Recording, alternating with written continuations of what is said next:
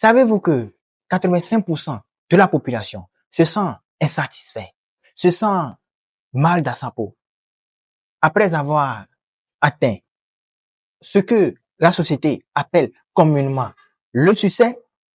J'en doute. Et si je te disais que tout ce que vous et moi, nous savons sur la réussite, le succès ou même encore la richesse ne sont que des purs mensonges que la société nous a servi, que diriez-vous? Laisse-moi deviner.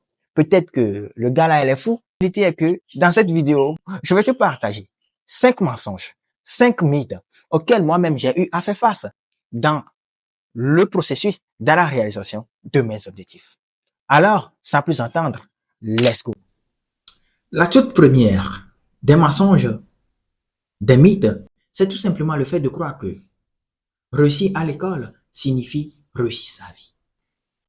La raison, elle est simple.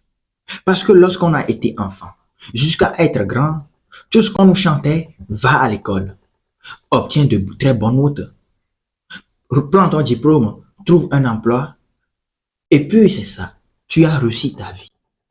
Mais moi, je fais partie de ceux qui croient que chacun de nous a une mission très importante à réaliser dans cette vie. Et pour la simple et unique cause, si nous prenons Bill Gates, Steve Jobs, Mark Zuckerberg, eux tous ont eu à quitter l'université. Pour ainsi dire, si le fait de réussir à l'école pendant un temps a pu fonctionner pour certains, aujourd'hui, cette leçon ou cette procédé n'est plus d'actualité. Ce que je veux dire par là est que l'école nous pousse dans le conformisme. L'école nous met dans une boîte.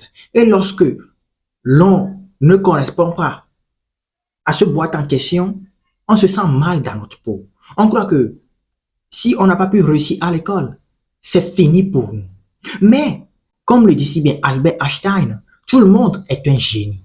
Mais si nous passons notre journée, si nous passons notre temps à juger le poisson quant à sa capacité à grimper à un arbre, nous allons continuer de dire qu'il n'est pas intelligent. Car il suffit de faire une simple analyse et de voir la réalité dans laquelle l'on vit. Du coup, gardez ceci très bien en tête. L'éducation, elle est très importante. Elle est vraiment hyper importante. Mais elle ne définit ni qui on est, ni qui on doit être, ni même encore ce qu'on peut faire ou on ne peut pas faire. Alors, je vous donnerai cette phrase de Steve Jobs qui dit « Soyez fous, soyez affamés.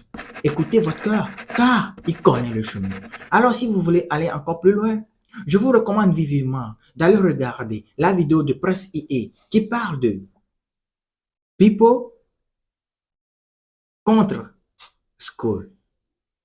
Et aussi la vidéo de Camaro dans laquelle il disait que l'école va détruire des vies.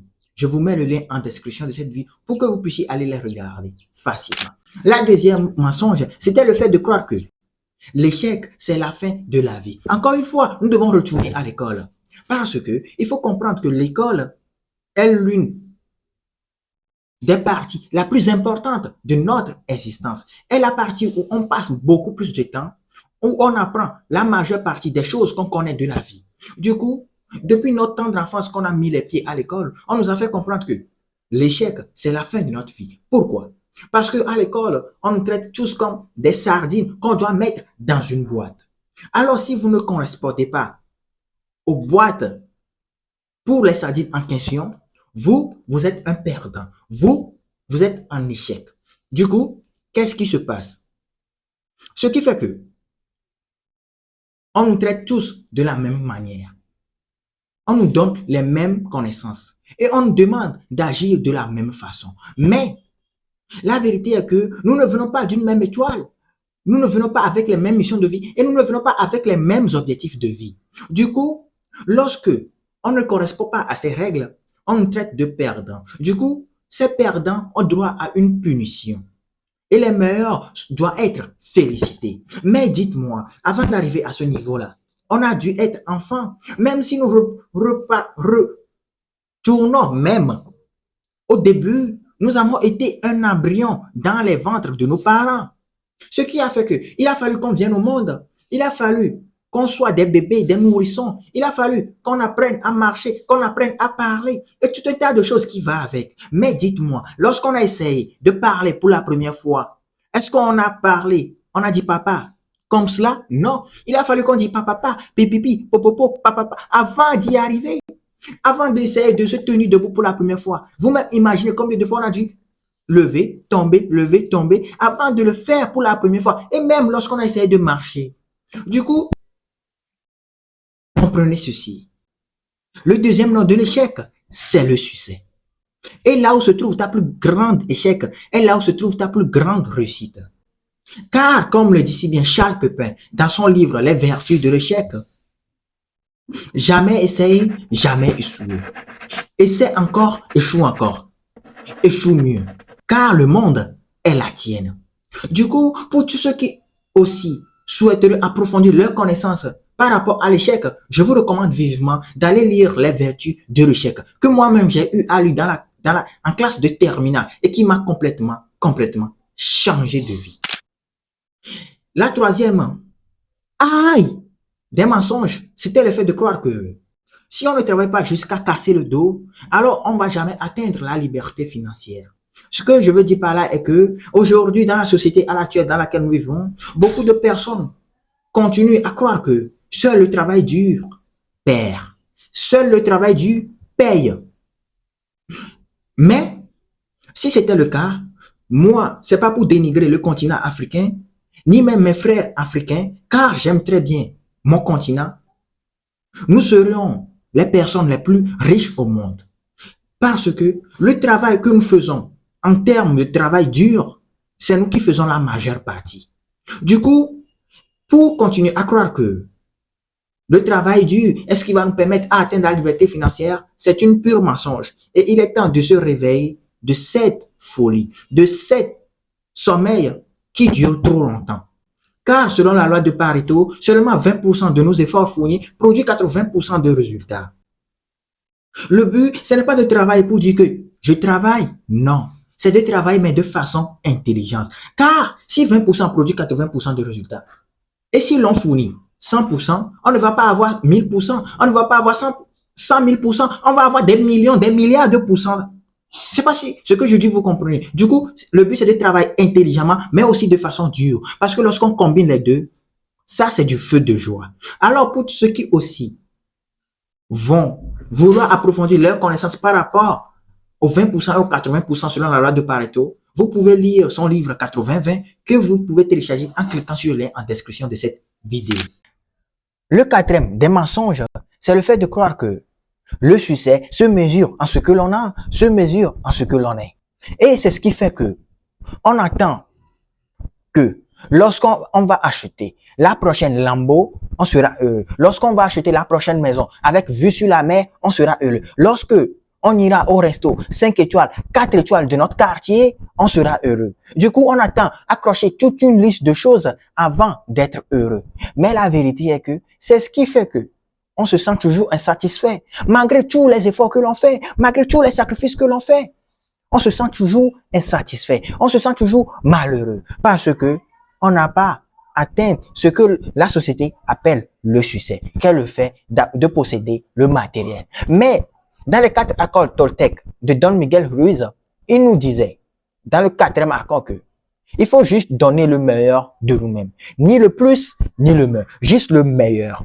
Car c'est simplement en donnant le meilleur qu'on est à la meilleure version de nous-mêmes. Du coup, comme le dit si bien Michelle Obama, lorsqu'on parle de succès, de la réussite, on ne parle pas de combien vous avez sur votre compte bancaire, mais combien de vies vous avez réussi à changer. Du coup, je vais terminer cette partie par cette citation de Winston Churchill qui dit que le succès n'est pas final et l'échec n'est pas fatal. C'est le courage de continuer qui fait toute la différence. Alors, chers amis, profitons tous ensemble de ce que l'on a maintenant. Car il y a de cela 2 ans, on le voulait. Il y a de cela 5 ans, on le désirait. Il y a de cela 10 ans, on travaille dur pour les avoir. C'est ce qui nous mène vers la 5e et la dernière des mythes et des mensonges, qu'est le fait de croire que le succès est une question d'opportunité et est une question de chance. Mais en fin de compte, c'est vrai, car avant d'avoir tout ce que l'on a aujourd'hui, il a fallu qu'on ait de la chance, il a fallu qu'on saisisse les opportunités qui s'offraient à nous.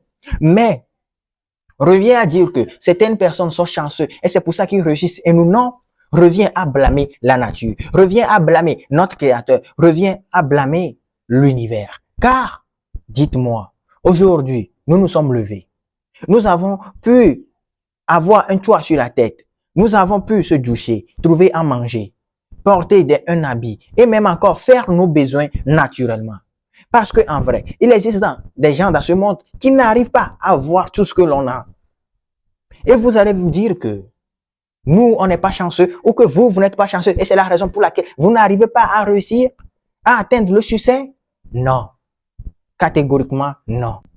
Alors, ce qui revient à faire, c'est premièrement changer notre manière de penser. C'est changer notre mentalité, car c'est le point de changement de toute chose dans la vie.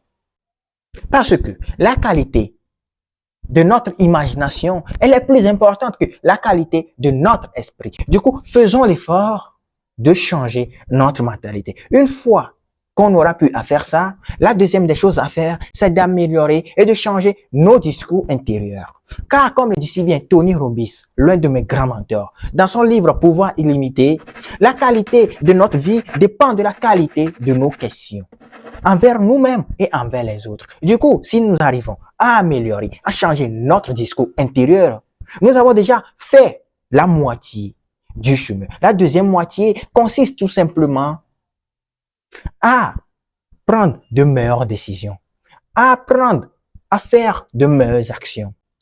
Et si vous voulez savoir comment prendre de meilleures décisions, j'en ai fait même une vidéo là-dessus, je vous mets le lien ici ou ici. Du coup, en fin de compte, s'il y a une chose à reconnaître est que même si le succès est loin, le succès, la réussite ou même encore la richesse est loin des propos universels, il reste quand même un objectif personnel qu'on doit atteindre. Car le succès n'est pas ce que l'on a, comme nous venons de le voir, c'est la personne qu'on devient en cherchant d'avoir le matériel. Parce que il y a une différence entre réussir sa vie et réussir dans la vie. Du coup, faisons l'effort d'agir en accord avec nous-mêmes, de faire des actions, non pas parce que nous devons le faire, mais parce que nous-mêmes, nous avons choisi de le faire. Faisons l'effort d'être en harmonie avec nous-mêmes, d'être en paix avec nous-mêmes. Car c'est en faisant cela et aussi en apportant notre petite pierre à l'édifice qu'est notre monde, que l'on arrive réellement à se sentir épanoui dans la vie. Alors, nous voilà arrivés à la fin de notre épisode dans laquelle je vous partageais les 5 mensonges, les 5 mythes auxquels j'ai eu à faire face dans la réalisation de mes objectifs. La première, réussir à l'école signifie réussir sa vie. Il faut reconnaître que même si l'éducation, elle est importante, elle ne définit pas ni qui on est, ni qui on doit être, ni même ce qu'on peut faire ou on ne peut pas faire. La deuxième, l'échec, c'est la fin de la vie. Alors, souvenez-vous, notre prochain échec est là où se trouve notre plus grande réussite, car le deuxième nom de l'échec, c'est le succès. La troisième, si on n'arrive pas jusqu'à casser le dos, on ne va jamais atteindre la liberté financière. Mais, c'est le travail dur qui paie. Non, faux, car seulement 20% de nos efforts produisent 80% des résultats. La quatrième, notre succès se mesure en ce que l'on a. Faux. Le succès n'est pas ce qu'on a, mais combien de vies on a réussi à changer, disait Michelle Obama. La cinquième, le succès est une question d'opportunité, est une question de chance. Mais si nous faisons une petite introspection et nous regardons autour de nous, nous pouvons constater que tout ce que nous avons, c'est nous-mêmes qui l'avons fait. Non seulement une fois, non seulement 2 fois, non seulement 3 fois. Ce qui prouve que si on l'a fait, on peut encore le faire, à mesure de continuer bien sûr.